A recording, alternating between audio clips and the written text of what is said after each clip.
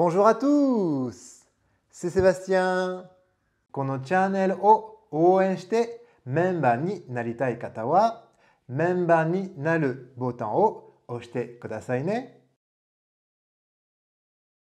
今日は星の王子様、Le Petit Prince、第16章と17章を読みます。前回までの動画をまだ見ていない方はこちらから。では集中して聞いて最後に出てくる質問に答えてみてくださいね。でもその前にフランスからオンラインレッスンを実施していますのでご興味のある方は概要欄のホームページから詳細をご確認ください。チャンネル登録もお忘れなく。Chapitre 16. La septième planète fut donc la Terre. La Terre n'est pas une planète quelconque. On y compte 111 rois, en n'oubliant pas, bien sûr, les rois nègres. 7000 géographes, 900 000 businessmen, 7 millions et demi d'ivrognes, 311 millions de vaniteux, c'est-à-dire environ 2 milliards de grandes personnes. Pour vous donner une idée des dimensions de la Terre, je vous dirai qu'avant l'invention de l'électricité, on y devait entretenir, sur l'ensemble des 6 continents, une véritable armée de 462 511 allumeurs de réverbères. Vu d'un peu loin, ça faisait un effet splendide. Les mouvements de cette armée étaient réglés comme ceux d'un ballet d'opéra. D'abord venait le tour des allumeurs de réverbères de Nouvelle-Zélande et d'Australie. Puis ceux-ci, ayant allumé leurs lampillons, s'en allaient dormir. Alors entraient à leur tour dans la danse les allumeurs de réverbères de Chine et de Sibérie. Puis eux aussi s'escamotaient dans les coulisses. Alors venait le tour des allumeurs de réverbères de Russie et des Indes, puis de ceux d'Afrique et d'Europe, puis de ceux d'Amérique du Sud, puis de ceux d'Amérique du Nord, et jamais ils ne se trompaient dans leur ordre d'entrée en scène. C'était grandiose. Seul l'allumeur de l'unique réverbère du pôle Nord et son confrère de l'unique réverbère du pôle Sud menaient des vies d'oisiveté et de nonchalance.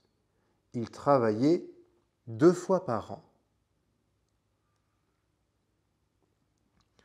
Chapitre 17. Quand on veut faire de l'esprit, il arrive que l'on mente un peu. Je n'ai pas été très honnête en vous parlant des allumeurs de réverbères. Je risque de donner une fausse idée de notre planète à ceux qui ne la connaissent pas.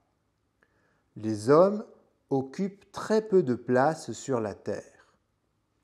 Si les 2 milliards d'habitants qui peuplent la Terre se tenaient debout et un peu serrés, comme pour un meeting, ils logeraient aisément sur une place publique de 20 000 de long sur 20 000 de large. On pourrait entasser l'humanité sur le moindre petit îlot du Pacifique. Les grandes personnes, bien sûr, ne vous croiront pas. Elles s'imaginent tenir beaucoup de place. Elles se voient importantes comme des baobabs. Vous leur conseillerez donc de faire le calcul.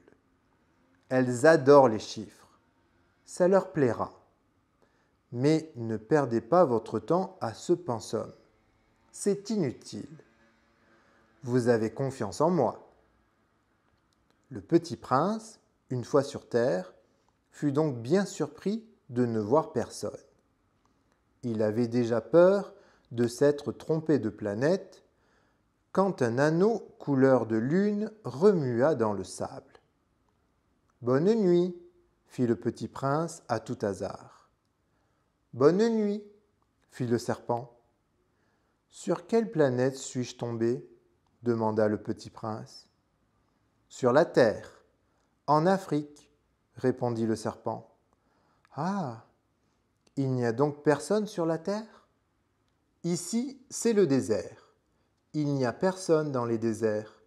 La terre est grande, » dit le serpent. Le petit prince s'assit sur une pierre et leva les yeux vers le ciel. « Je me demande, dit-il, si les étoiles sont éclairées afin que chacun puisse un jour retrouver la sienne. Regarde ma planète, elle est juste au-dessus de nous. Mais comme elle est loin, elle est belle, dit le serpent. Que viens-tu faire ici ? J'ai des difficultés avec une fleur, dit le petit prince. Ah, fit le serpent, et ils se turent. Où sont les hommes ? Reprit enfin le petit prince. On est un peu seul dans le désert. On est seul aussi chez les hommes, dit le serpent. Le petit prince le regarda longtemps. Tu es une drôle de bête, lui dit-il enfin. Mince comme un doigt. Mais je suis plus puissant que le doigt d'un roi, dit le serpent. Le petit prince eut un sourire. Tu n'es pas bien puissant. Tu n'as même pas de pattes. Tu ne peux même pas voyager. Je puis t'emporter plus loin qu'un navire, dit le serpent. Il s'enroula autour de la cheville du petit prince, comme un bracelet d'or. Celui que je touche, je le rends à la terre dont il est sorti, dit-il encore. Mais tu es pur et tu viens d'une étoile. Le petit prince ne répondit rien. Tu me fais pitié, toi, si faible, sur cette terre de granit. Je puis t'aider un jour si tu regrettes trop ta planète. Je puis... Oh ! J'ai très bien compris, fit le petit prince. Mais pourquoi parles-tu toujours par énigmes ? Je les résous toutes, dit le serpent. Et ils se turent. 皆さん、どうでしたか？では、質問します。Quel animal rencontre le petit prince dans le désert? わかりましたか？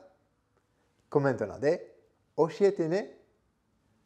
高評価、チャンネル登録、シェアもお忘れなく。では、また次回の動画でお会いしましょう。Au revoir les amis!